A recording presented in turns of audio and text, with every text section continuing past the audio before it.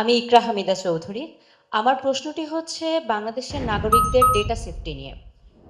গত কয়েক বছর ধরে এমন কিছু অভিযোগ এসেছে যে রাষ্ট্রীয় পর্যায়ের নাগরিকদের ব্যক্তিগত তথ্য বিদেশি শক্তির হাতে পাচার হচ্ছে। যদি জামাত ইসলাম ক্ষমতায় আসে তাহলে এ বিষয়ে আপনারা কি পদক্ষেপ গ্রহণ করবেন? ধন্যবাদ। বসেন। নাগরিকের প্রাইভেসি মেনটেন করা রাষ্ট্রের দায়িত্ব। সেই রাষ্ট্রই যদি নাগরিকের প্রাইভেসি অন্যের হাতে তুলে দেয়, এটা চরম বিশ্বাসঘাতকতা।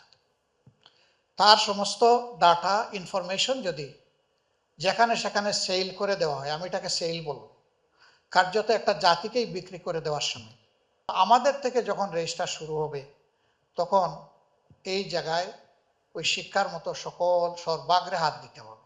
কারণ আমার একজন নাগরিকের ডাটা, তার প্রাইভেসি যদি মেনটেন না হয়, সিকিউর না হয়, তো আমার দেশ সিকিউর হবে নাকি? আমার দেশের সিকিউরিটির স্বার্থে, আমাদের সভারেন্টির স্বার্থে অবশ্যই এই জায়গাকে হাইলি সিকিউর করতে হবে। ইনশাল্লাহ করা হবে।